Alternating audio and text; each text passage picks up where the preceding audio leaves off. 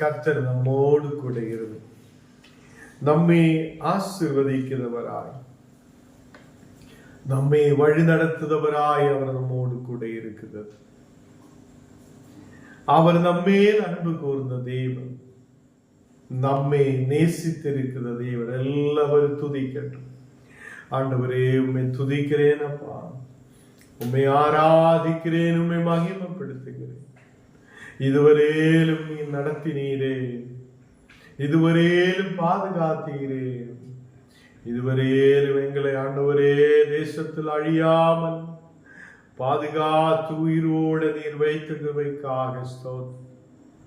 தேவனே, எங்கள் தேவைகளை சந்திக்கிறவர், எங்களை வழி நடத்துதவர், எங்களை பாதுகாக்குதவர் நீரே. நீ மாத்திரம் பரிசுத்தர், நீ மாத்திரம் உண்மையுள்ள தேவன். நீர் எங்களை ஆசீர்வதித்து பலப்படுத்தி வழி நடத்த முடியுத தேவனாயிருக்கிறவைக்காக ஸ்தோத்திரம். எங்களை முற்றிலும் தாழ்த்துகிறேன், அர்ப்பணிக்கிறேன். எங்களை முற்றிலும் உம்முடைய கரத்தில் அர்ப்பணிக்கிறேன் அப்பா. நீ கூட இருந்து வழி நடத்து. நாடுகளிலே நாங்கள் கர்த்தரே விழாதபடிக்கு எங்களை கரங்களில் பாதுகாக்குதல் நல்ல தகப்பனே, உம்மை ஸ்தோத்திரிக்கிறேன். ஹல்லேலூயா. Thank you Lord. கேருபீங்கள் சேராபீங்கள் போற்றிடும் எங்கள் பரிசுத்தரே. கேருபீங்கள் சேராபீங்கள் போற்றிடும் எங்கள் பரிசுத்தரே. ஆராதனை உமக்கு, ஆராதனை, ஆராதனை உமக்கு, ஆராதனை, ஆராதனை உமக்கு, ஆராதனை, ஆராதனை உமக்கு, ஆராதனை. சிங்காசனத்தில் வீழ்த்திருக்கும் பரிசுத்தரே, பரிசுத்தரே. சிங்காசனத்தில் வீழ்த்திருக்கும் பரிசுத்தரே, பரிசுத்தரே. ஆராதனை உமக்கு, ஆராதனை, ஆராதனை உமக்கு, ஆராதனை, ஆராதனை உமக்கு, ஆராதனை, ஆராதனை உமக்கு, ஆராதனை. ஹல்லேலூயா. உமக்கே ஆராதனை அப்பா. நீர் உயிருள்ளவராய், உன்னதராய், எங்கள் ஜெபத்தை கேட்கிறவராய், நீர் எங்களோடு கூட இருக்கிறவைக்காக ஸ்தோத்திரம். தேவனே, ஆராதனைக்குரிய தேவனே, நீர் உயர்ந்த அடைக்கலத்தில் எங்களை வைக்கிறவர். தேவனே, இந்த தேசத்தில் நாங்கள் பாழாய் போகாதபடிக்கு, நாங்கள் பலவீனமாய் போகாதபடிக்கு உம்முடைய பலனை கொடுத்து நீர் எங்களை எழுப்பி நிறுத்தி இருக்கிறவைக்காக ஸ்தோத்திரம்.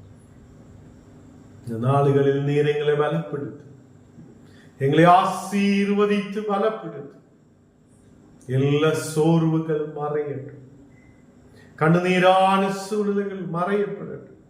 தேவனே, உம்மை துதிக்கிறேன் அப்பா, உம்மை ஆராதிக்கிறேன். ஓரோ மக்கள் வாய்களை துறந்து துதிக்கும் போது, ஆராதிக்கும் போது, இந்த நேரத்தில் தெய்வீக பிரசன்னம் ஓரோ மக்கள் மேலும் ஊற்றப்படுகிறார். இயேசு நம்மை தொடுகிறார். ஒரு விடுதலுக்குள்ளே அவர் நம்மை கொண்டு வருகிறார். ஹல்லேலூயா. எங்களை முற்றிலும் தாழ்த்துகிறேன், அர்ப்பணிக்கிறேன் இயேசுவின் நாமத்தில். ஆமென், ஆமென். கர்த்தர் இந்த ஆராதனையின் மத்தியில் தேவன் நம்மை ஆசீர்வதித்து வழி நடத்தி இருக்கிறது. கர்த்தருடைய பிள்ளைகளை, நீங்க மிகவும் விசேஷமான மக்களாய் இருக்கிறது. அநேகருக்கு இந்த உலகத்தில் எல்லா நன்மைகளும் இருக்கிறது. நெட் இருக்கிறார், மொபைல் இருக்கிறார், எல்லாமே இருக்கிறார். என்றாலும் இந்த நாடுகளில் வர முடியாது இருக்குது அநேக மக்கள். இந்த நேரத்தில் கர்த்தர் உங்களுக்கு இந்த நேரத்தை, இந்த பாக்கியத்தை கொடுத்திருக்கிறது. அவர் உண்மையான தேவன். அவர் நம்மை ஆசீர்வதிக்கிற தேவனாயிருக்கிறார். நாம் இந்த நாடுகளில் வசனத்துக்கு நேராய் கடந்து செல்லலாம். தேவன் நம்மை ஆசீர்வதிக்கிறவராய், தேவன் நம்மை பாதுகாக்கிறவராய், அவர் நம்மோடு கூட இருக்கிறார். 1 கொரிந்தியர் 6ஆம் அதிகாரம் അതിന്റെ 19ാമത്തെ വസനം നാം വാസിக்கலாம். 1 கொரிந்தியர் 6ஆம் அதிகாரம் അതിന്റെ 19ാമത്തെ வசனம். உங்கள் சரீரமானது நீங்கள் தேவனாலே பெற்று உங்களில் தங்கியும் இருக்கிற பரிசுத்த ஆவியினுடைய ஆலயமாயிருக்கிறது என்றும் நீங்கள் உங்களுடையவைகள் அல்ல என்றும் அறியீர்களா? ഞാൻ നീங்களுം നമുക്കുള്ളവർ அல்ல. இந்த சரீரம் தேவன் நமக்கு கொடுத்திருக்கிறது. உங்கள் சரீரமானது நீங்கள் தேவனாலே பெற்றிருக்கிறது. என்னுடைய உங்களுடைய சரீரம் தேவனாலே நமக்கு கொடுக்கப்பட்டிருக்கிறது. இந்த சரீரத்தில் இருக்கும்போது சில பலவீனதைகள் இருக்கலாம், சில நேரத்தில் வியாதிகள் சூழ்ந்து கொள்ளலாம். இவையெல்லாம் மாற்ற முடியாத யார் இருக்கிறார்? நமக்கு கர்த்தர் ஒருவர் இருக்கிறார். நாம் தேவனுக்கு முன்பாக கடந்து வரும்போது தேவன் நம்முடைய வியாதிகளை குணமாக்குதவர் என்று நாம் விசுவசிக்கிறோம். அவர் என்னுடைய சரீரத்தை பலப்படுத்த முடியாதவர், என்னை இந்த தேசத்தில் பலத்தோடு ஆரோக்கியத்தோடு நடத்த முடியாதவர் என்று நாம் நம்பிக்கை வைக்கிறது. அவர் உண்மையாக அப்படி செய்தவராக இருக்கிறார். இந்த சரீரம் நாம் நம்மை உருவாக்கியது, நாம் உருவாக்கியதல்ல. நிறைய பேர் நினைக்கிறார் இந்த சரீரம் 4 டேப்லெட் சாப்பிடும் போது எல்லாம் நல்லா இருக்கும் என்று நிறைய பேர் நினைக்கிறார். ஏதோ உலகத்தில் கிடைக்கிற ஜூஸும் பாலும் பிஸ்கட் சாப்பிடும் போது நமக்கு எல்லாம் ஆரோக்கியம் கிடைக்கிறது என்று நாம் நினைக்கிறோம். கர்த்தருடைய பிள்ளைகளே, ஆரோக்கியமானது சில நேரத்தில் அது போய்விடுகிறார். எழும்ப முடியாத சூழ்நிலையில் இருக்கிற எத்தனையோ மக்கள் இருக்கிறது. இந்த சரீரம் வேலை செய்யாது இருந்தால் நமக்கு எதுவும் செய்ய முடியாது. இந்த உலகத்தில் நமக்கு முன்னாடி போக முடியாத சூழ்நிலைகள் இருக்கும். ஒரு நாள் கால் 2 வேலை செய்யாது இருந்தால் நமக்கு எழுப்பி நடக்க முடியாது இருக்கும். அப்போ யாராவது கூப்பிடும், நீங்க வாங்க, எங்களை கூட்டிட்டு போங்க, எங்களை தூக்கிட்டு போங்க, எங்களை அப்படியே கொண்டு போங்க என்றெல்லாம் சொல்ல வேண்டி இருக்கும். கால் இருக்கும்போது நம்ம சில பேர் கர்த்தரை துதிக்கிறது இல்லை. ஆண்டவரே, எங்களுக்கு நல்ல பலமுள்ள கால்களை கொடுத்ததுக்காக நன்றி என்று சொல்லுத மக்கள் இல்லை என்றுதான் நிறைய பேர் பெருமை பாராட்டி கொண்டிருக்கிறது. எங்களால் அது செய்ய முடியும், நாங்க வெற்றி கொள்ள முடியும், நாங்க அப்படி செய்யும், நான் இப்படி போகும் என்றெல்லாம் சொல்லி பெருமை பாராட்டி கொண்டிருக்கிறானே. சில பேர் அவங்களுடைய பணத்திலே பெருமை பாராட்டுகிறார். எனக்கு அது இருக்கிறார், இது இருக்கிறார் என்று சொல்லி பெருமை பாராட்டுதானே மக்கள். ஒரு கிறிஸ்தவராக இருக்கிற ஞான் நீங்களும் ஒரு விஷயத்தை நாம் புரிகிறார். இந்த சரீரமானது எனக்கு தேவன் கொடுத்திருக்கிறது. இந்த சரீரமானது நாம் தேவனிலிருந்து பெற்றுக் கொண்டிருக்கிறோம். இந்த சரீரம் அது எனக்குள்ளது அல்ல. உங்களில் தங்கி இருக்கிற ஒரு பரிசுத்த ஆவி இருக்குது. எனக்கும் உங்களுக்கும் உள்ள பரிசுத்த ஆவி தங்கி இருக்கிறது. அந்த பரிசுத்த ஆவி தங்கி இருக்கிற ஒரு ஆலயமாய் உங்கள் சரீரங்கள் காணப்படுது. கர்த்தருடைய பிள்ளைகளே, பரிசுத்த ஆவி தங்கி இருக்கிற ஒரு ஆலயம் ஞானம் நீங்களுமாய் இருக்குது. இந்த பரிசுத்த ஆவி நமக்குள்ளே தங்கி இருக்கிறது. அப்போ இந்த ஆலயம் யாருடையதாக இருக்கிறது? கர்த்தருடையதாக இருக்குது. இந்த சரீரம் ஒரு ஆலயமாய் இருக்குது. இந்த ஆலயத்துக்குள்ள யார் இருக்கிறார்? பரிசுத்த ஆவி இருக்குது. கர்த்தர் நம்மோடு கூட பேசுகிறது. நாம் இந்த உலகத்தில் எதை நேடினாலும், இந்த உலகத்தில் எவ்வளவு சம்பாதித்தாலும், இந்த உலகத்தில் எதெல்லாம் நேடினாலும், நாம் இந்த சத்தியத்தை புரியாமல் இருந்தால் நமக்கு எந்த பிரயோஜனமும் கிடையாது. நம்முடைய சரீரம் அது தேவனால் நாம் பெற்றுக் கொண்டிருக்கிறோம். நமக்குள்ளே பரிசுத்த ஆவி தங்கி இருக்கிறது. அந்த பரிசுத்த ஆவியினுடைய ஆலயமாயிருக்கிற சரீரம். நீங்கள் உங்களுடையவர்கள் அல்ல. நாம் நமக்குள்ள இந்த சரீரம் நமக்குள்ளது அல்ல, நம்முடையதல்ல, தேவன் நமக்கு கொடுத்திருக்கிறது என்ற சத்தியத்தை நாம் புரிய.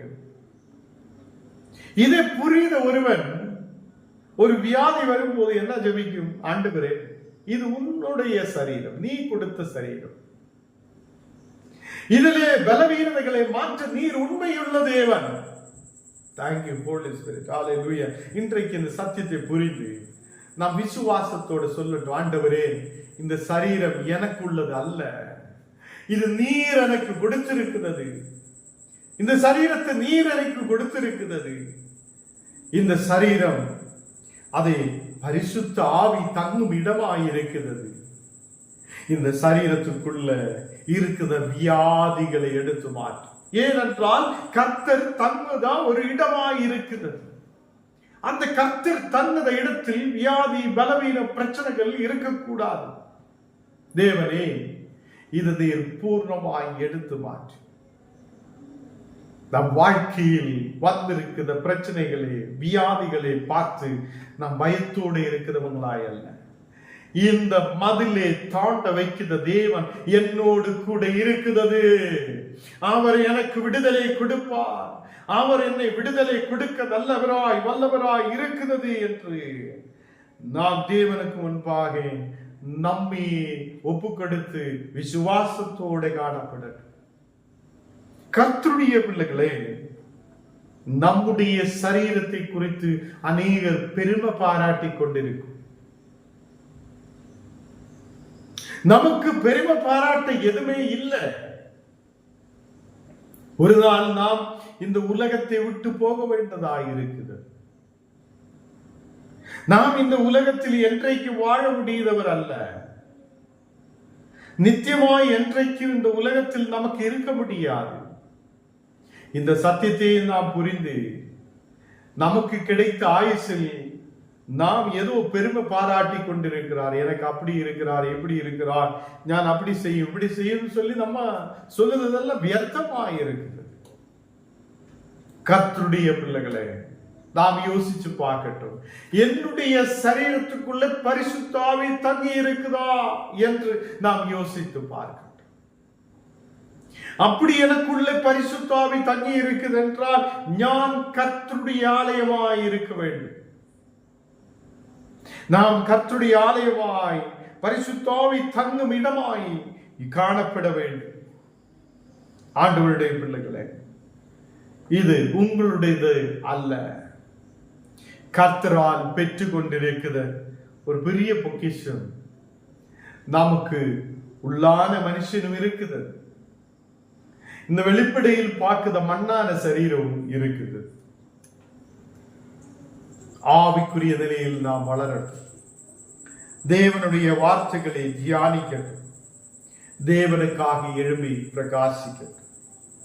20வது வசனம் வாசிக்கும் 1 கொரிந்தியர் 6ஆம் அதிகாரம் அதில் 20வது வசனத்தில் உங்கள் சரீரங்கள் தேவனுக்குரியவைகள் ஆயிருக்கிறோம். உங்கள் சரீரங்கள் எல்லாம் தேவனுக்குரியவைகள் ஆயிருக்கிறோம். உங்கள் சரீரங்கள் கர்த்தருக்குள்ளவைகள் ஆயிருக்கிறோம். பரிசுத்த ஆவி தங்கும் இடமாய் உங்கள் சரீரம் காணப்படுகிறோம். இன்றைக்கு நம்மையே ஒப்பு கொடுத்து வியாதியோடு இருக்கிற மக்கள் இன்றைக்கு சொல்லட்டும், ஆண்டவரே, நான் வியாதியோடு இருக்கிறேன். ஆண்டவரே, எனக்கு பிரச்சனை இருக்கிறார், எனக்கு முன்னாடி போக முடியாது இருக்கிறது, என் கால்களுக்கு பலமில்லை, எனக்கு கைகளுக்கு பலமில்லை, எழும்பி நிற்க முடியாத சூழ்நிலைகள். ஆண்டவரே, எனக்கு நல்ல சரீரம், இந்த ஆரோக்கியம் இருந்தும் எனக்கு முன்னாடி போக முடியாத சூழ்நிலை. நாம் தேவனோடு சொல்லட்டும், தேவனே, நீ தங்கும் இடமாயிருக்கிற, உம்முடைய பரிசுத்த ஆவி தங்கும் இடமாயிருக்கிற இந்த ஆலயத்தில் இருக்கிற எல்லா வியாதிகளை இன்றைய தினம் இயேசு எடுத்து மாற்றட்டும் என்று விசுவாசத்தோடு சொல்லட்டும். கர்த்தர் நமக்கு ஒரு விடுதலை அனுப்புவார். நம் வியாதிகளை குணமாக்குவார். ஏனென்றால் இந்த சரீரம், உங்கள் சரீரங்கள் அது தேவனுக்குரியவர்களாய் இருக்கிறோம். இது தேவனுடையதாய் இருக்கிறோம். நாம் நம்முடைய சரீரங்களினாலும் ஆவியினாலும் தேவனை மகிமைப்படுத்திக் கொள்ளுங்கள். நாம் எப்போதும் அதே நம்முடைய சரீரத்தாலேயும் ஆவியினாலேயும் நாம் தேவனை மகிமைப்படுத்துத, தேவனை ஆராதிக்கிற பிள்ளைகளாய் காணப்படட்டும். இன்றைக்கு அநேக இடங்களில் ஆராதனை இல்லை. தேவனை துதிக்க முடியாத சூழ்நிலைகள் இருக்குது. தேவனை பாட முடியாது, ஆராதிக்க முடியாது. அப்படிப்பட்ட சூழ்நிலைகள் இருக்கும் போது கர்த்தருடைய பிள்ளைகளே, உங்கள் சரீரங்களால் நீங்கள் ஆவியினால் தேவனை மகிமைப்படுத்துங்கள் என்று சொல்லுகிறது. ஏனென்றால் இந்த சரீரம் உங்களுடையது அல்ல, இது தேவனுடையதாய் காணப்படுகிறோம். அப்படி இருக்கிற ஞானம் நீங்களும் கர்த்தருடைய பிள்ளைகளும் நம்முடைய சரீரங்களால் ஆவியினாலும் நாம் கர்த்தரை மகிமைப்படுத்துகிற மக்களாய் காணப்படட்டும். எல்லா நாளும் நாம் தேவனை துதிக்கிற பிள்ளைகளாய், தேவனை ஆராதிக்கிற பிள்ளைகளாய், ஜெபிக்கிற மக்களாய் நாம் காணப்படட்டும். தேவன் நம்மை ஆசீர்வதித்து பலப்படுத்தி வழி நடத்துவார். நாம் ஜெபிக்கலாம். எல்லாரும் கண்ணுகளை மூடலாம், ஜெபிக்கலாம். தேவனே பரிசுத்த பிதாவே, இந்த ராத்திரி வேளையிலப்பா உம்முடைய பிரசன்னத்துக்கு நேராய் கடந்து வருகிறேன். நீர் எங்களை ஆசீர்வதிக்கிற தேவன், நீர் எங்களை பலப்படுத்துகிற தேவன், உண்மையான தேவனே, உம்மை நாங்கள் துதிக்கிறேன், ஆராதிக்கிறேன், மகிமைப்படுத்துகிறேன். இன்றைய தினம் நீர் எங்களோடு பேசின கிருபைக்காக ஸ்தோத்திரம். இன்னைக்கு வந்த எல்லா மக்களையும் உம்முடைய கரத்தில் ஒப்புக் கொடுக்கிறேன். எல்லாரும் ஆசீர்வாதத்தை பெற்றுக்கொள்ள, ஆரோக்கியத்தோடு தீர்க்காயுசோட பலத்தோடு இருக்க நீர் கிருபை செய்யறதுக்காக ஸ்தோத்திரம். ஆண்டவரே, பரிசுத்த ஆவி தங்கும் ஒரு ஆலயமாய் எங்கள் சரீரங்களை நீர் மாற்றி இருக்கிறதுக்காக ஸ்தோத்திரம். தேவனே, நாங்களும் பரிசுத்தத்தோடு உண்மையோடு கர்த்தருக்கு முன்பாக ஆயிருக்க நீர் கிருபை செய்யும். எங்களை பலப்படுத்து தேவனே. உம்முடைய பரிசுத்தத்தால் நீர் எங்களை ஆசீர்வதித்து கிருபையோடு வழி நடத்தும். இன்றைக்கு கடந்து வந்த எல்லா மக்களையும் உம்முடைய கரத்தில் ஒப்புக் கொடுக்கிறேன். எல்லாவரையும் நீர் ஆசீர்வதியும் அப்பா. இயேசுவே, வியாதிகள் பலவீனங்கள் விட்டு மாறட்டும். மனக்கவலைகள் இயேசுவின் நாமத்தில் விட்டு மாறட்டும். குடும்ப பிரச்சனைகள் இயேசுவின் நாமத்தில் அது பூர்வமாய் விட்டு மாறுதகவைக்காக ஸ்தோத்திரம். நீர் எங்களை ஆசீர்வதியும் அப்பா. எங்களை முற்றிலும் தாழ்த்துகிறேன், அர்ப்பணி. இயேசுவின் நாமத்தில் ஜெபங்கள் நல்ல பிதாவே, ஆமென்.